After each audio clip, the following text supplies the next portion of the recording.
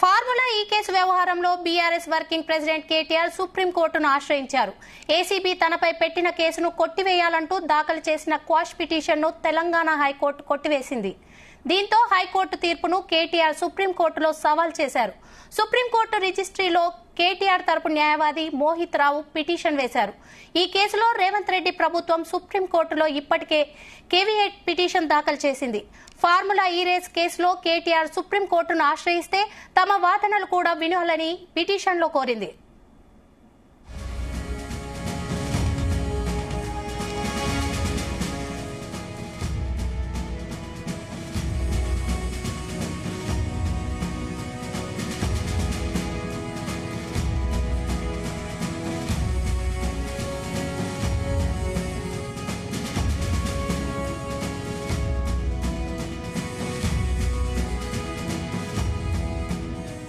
ACB తనపై తప్పుడు case పెట్టిందని దాన్ని క్వాష్ చేయాలంటూ కేటీఆర్ హైకోర్టును కోరగా ఇరు వర్గాల వాదనలు విన్న కోర్టు క్వాష్ పిటిషన్ను కొట్టివేస్తూ తీర్పును వెల్లడించింది.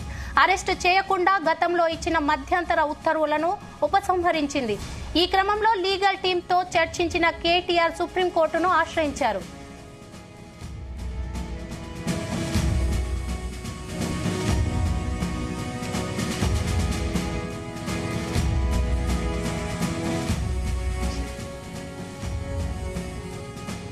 ఇక ఇదే అంశంపై మరిన్ని డీటెయిల్స్ మా బ్యూరో చీఫ్ నరేంద్ర అందిస్తారు. రైట్, మొత్తానికి ఈ రోజు హైకోర్టులో వచ్చినటువంటి ఉత్తర్వు ఏదైతుందో దాని మీద కేటీఆర్ కాసేపటి క్రితమే మాట్లాడడం జరిగింది. దీంట్లో చాలా అంశాలు కూడా ఆయన ప్రస్తావించడం జరిగింది.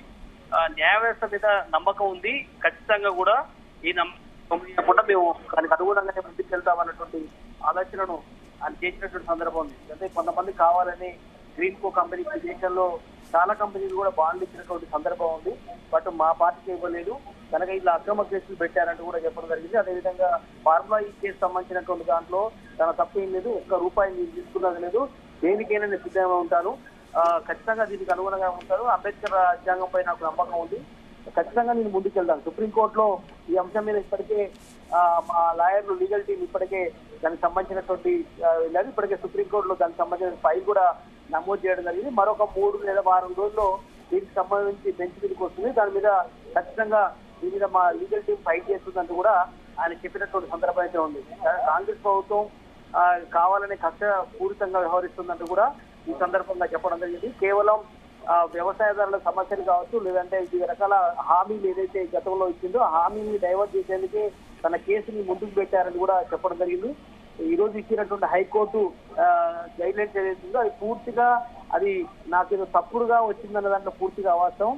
అది న్యాయ వ్యవస్థ మీద ముందుకెళ్లడం కోసం సహకరించాలనే ఉద్దేశం కోసమే చెప్పారు తప్ప ఎక్కడ కూడా నాకు అది నెగిటివ్ కాదు, నాకు ఉరిశిక్ష పడలేదు, లేదంటే నాకు అరెస్ట్ చేసి లోపల వేయలేదు అన్నట్టు కూడా ఆయన ఇదే సందర్భంగా ఆయన మాట్లాడిన సందర్భంలో. అయితే రేవంత్ కు దమ్ముంటే యూపీఎస్ ప్యాలెస్ లో లైవ్ కెమెరా ముందు రావడానికి కూడా నిశ్చితంగా ఉన్నానంటూ కూడా ఇదే సందర్భంగా ఆయన చెప్పారు. 4 కోట్ల ప్రజల ముందు అసెంబ్లీలో చర్చ పెట్టంటే పారిపోతున్నారని కూడా ఇదే సందర్భంగా సమస్యలు చాలా ఉన్నాయి. కాంగ్రెస్ ప్రభుత్వం అధికారంలో రాకముందుకు చాలా అంశాలు 420 హామీలు ఇచ్చింది, 6 గ్యారెంటీలు ఉన్నది, 6 గ్యారెంటీలు కూడా అప్పటి కావట్లేదు. ఇట్లాంటి వాటి మీద ఫోకస్ పెట్టాలి తప్ప సోషల్ మీడియాలో కొంతమంది కావాలనే రాయిస్తున్నారు తప్ప ఇలాంటిది కూడా లేదని ఈ సందర్భంగా ఆయన చెప్పడం జరిగింది. కొంతమంది మంత్రులకు ఉరుకు పలుకు లేకుండా మాట్లాడుతున్నారు తప్ప ఏం లేదు. పొంగులేటి ఆయన బాంబుల మంత్రి తప్ప ఎక్కడ కూడా ఆయన పొంగులేటి అనడానికి లేదని కూడా అని చెప్పండి. ఏ బాంబు పేల్చాడో ఎక్కడ కూడా కరెక్ట్ చేయలే కదని కూడా ఆయన సందర్భంగా చెప్పారు. ఖచ్చితంగా సుప్రీంకోర్టుకు వెళ్తాము, అక్కడ న్యాయ పోరాటం చేస్తాము, ఇక్కడ కేవలం క్వాష్ పిటిషన్ మాత్రమే కొట్టేశారు తప్ప నాకు వ్యతిరేకంగా తీర్పు రాలేదనే విషయం కూడా చెప్పారు. ఖచ్చితంగా హైకోర్టులో ఇది అక్రమ కేసు అని కేసు వేశాను, బట్ ఆ కేసులో క్వాష్ పిటిషన్ మాత్రమే కొట్టివేశారు తప్ప ఎక్కడ నాకు వ్యతిరేకంగా వచ్చిందని కూడా ఎక్కడ చెప్పలేదని కూడా ఎంత పచ్చకామర్ల వాళ్ళకు లోకం అంతా పచ్చగా కనిపిస్తుందని కూడా కేటీఆర్ ఇదే సందర్భంగా ప్రెస్ మీట్ లో మాట్లాడడం జరిగింది. 50 లక్షల అవినీతి డబ్బుతో దొరికిన దొంగ లాంటి వ్యక్తి, అలాంటి వ్యక్తి నా మీద మాట్లాడతారంటూ కూడా రేవంత్ రెడ్డి చేసి ఆయన ప్రెస్ మీట్ లో మాట్లాడాడు.